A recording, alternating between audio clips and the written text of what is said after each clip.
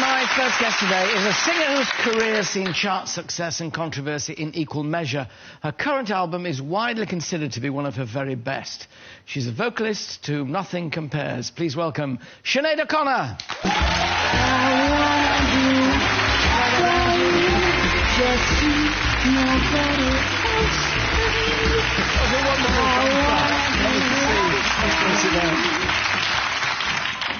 That was a wonderful contrast to the two girls in pink, and you coming down in there. I was lucky, and it's the song as well, so I was very happy here.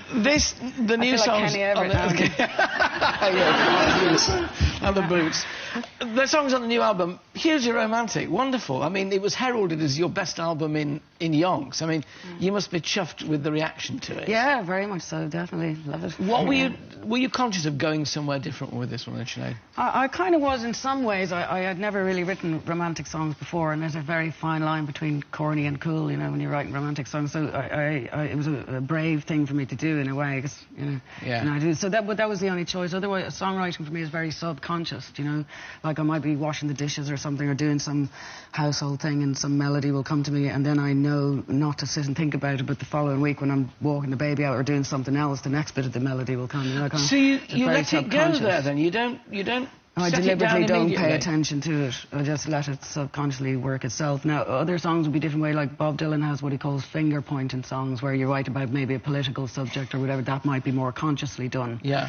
But songs like love songs or just general little songs would more build themselves subconsciously, and I have to be very careful to get my conscious out of the way, so I don't often plan, is what I'm trying to say. Yeah, but you know the point at which you've got to where it does now need... It is fully formed, as it were. It forms itself, but over time. So, yeah, if I just trust to get on with my life, get on with my chores or whatever it is I'm doing, the following week the next bit will come, the following week the next bit will come. So. Yeah, it's nice to know that it will. That's the confidence that it will. Yeah, well, everyone's different. I suppose if you know your own process, that's... Just so relying on it. Yeah. Are you still as angry as you always were? Well, no, I was... my first album really was the only record I did, I think, that was slightly angry, but, I mean, I wrote a lot of that when I was 15. Yeah, quite. Some of the songs were about my headmaster, do you know what I mean? So I think I was quite young, do you know what I mean? So obviously, no, I wouldn't feel... Now I'm 46, I wouldn't feel like I did when I was 18. But you've always very much ploughed your own furrow, being your own person, even to the point of refusing to go to awards ceremonies. I mean, this is the awards ceremony season. They're coming at the rate of about 3 a week, which is very tiring for those who have to watch them. I mean, are you still... That's not important. I still don't rate you. Still don't rate see, I can sometimes, certainly when it comes to music, now I can't really speak of things like acting and that because I don't know, but when it comes to music I get nervous about awards because it can kind of give the signal that someone is better than someone else or someone is not as good as someone else, and I really... The way that I was taught singing is a method called bel canto, where you don't learn scales or notes or anything, you learn, you know, the emotions and that, and what they really drill into you is that everybody on earth can sing and that everybody's soul is individual and pure and beautiful. Everybody has a particular bell in their voice. So it's anathema to us, the idea of awarding someone and saying, well, someone is more... Because actually everybody is equally beautiful is the way we would see it. So it's a weird one, you know. Do you think there's a danger also that if you're given an award for some particular style or song that it can in fact stultify your creativity? Think, oh, this is my box, I've got to stay in this. It stops you being daring, do you think? Possibly. Luckily I've never had that because I'm very fond of all manner of music, all styles of music, and I want to sing every style of music and that. So luckily I've never been boxed. But yeah, I can see what you mean. It might... You know, it might put pressure on certain artists that they want to stay in a certain direction. But I think it's more, you know, the idea that you shouldn't feel like you're better than someone else, and you shouldn't feel like you're not as good as someone else either, because you know... You're just yourself. Yeah, and whatever you are is beautiful. So. Yeah, I'm so glad. Your life now, I mean, children now. So what's your sort of daily life? How do you balance it all? I always say I have 4 children that I know of. You know?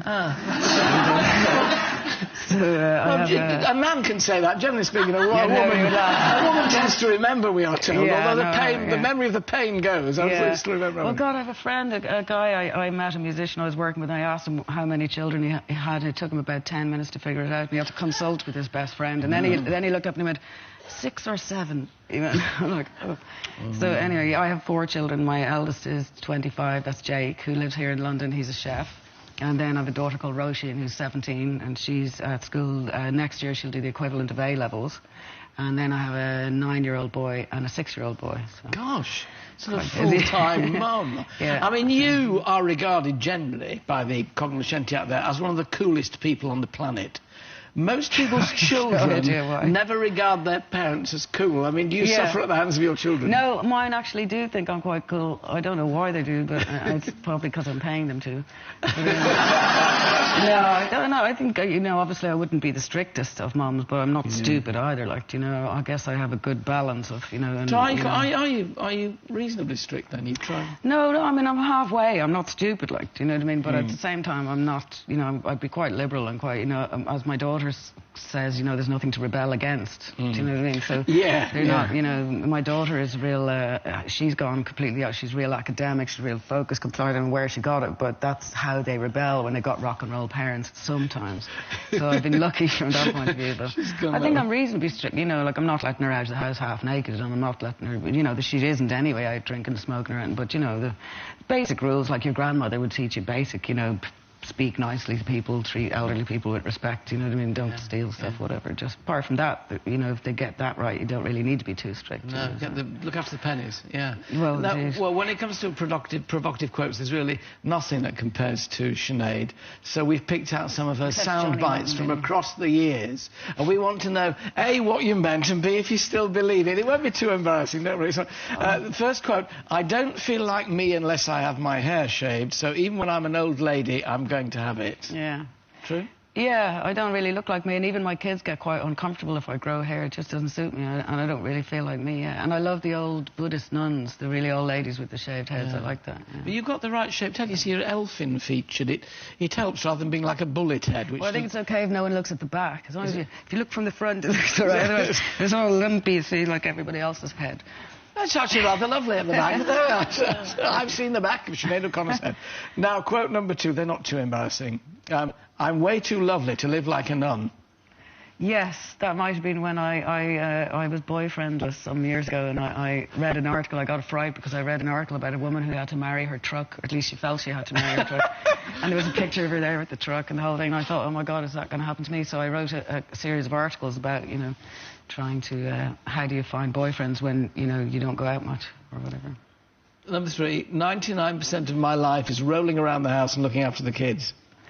Yeah, would I have said that? I don't know now, because it wouldn't be the right balance. It's probably, you know, let me see, 75-25. 75-25, it's still fairly high. In favour of the kids, obviously. And the final one, I could sing in the street and get enough to pay the bills.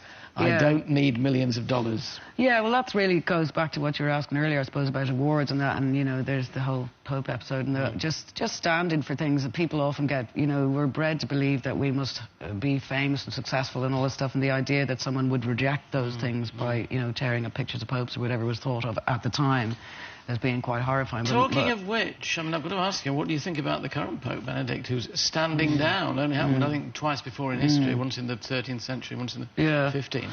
I know, I mean, I think it's an honourable thing to do. I think he's gone about it in a good way. Obviously, he's unwell and old, and I didn't really like how the last poor Pope was dragged around the world when he was very old and very, very sick, so I'm glad this guy has kind of saved himself from that. Are we ready for an African Pope? Well, who knows, you know, I think everybody's always ready for African in anything, if you ask me, and I certainly am. So, you know, nothing wrong with anything African, you know, but that's beside the point. But anyway, I think it's good that in his speech he's very subtle. I think he does genuinely, he's the first time he's shown that he really does feel a bit bad about what's going on, I think, and so for that I really respect him, actually, you know. So. Right. Sinead will be back at the end of the show with the performance of a new single, Forth and Vine. For now, though, my thanks to the always entertaining Sinead O'Connor.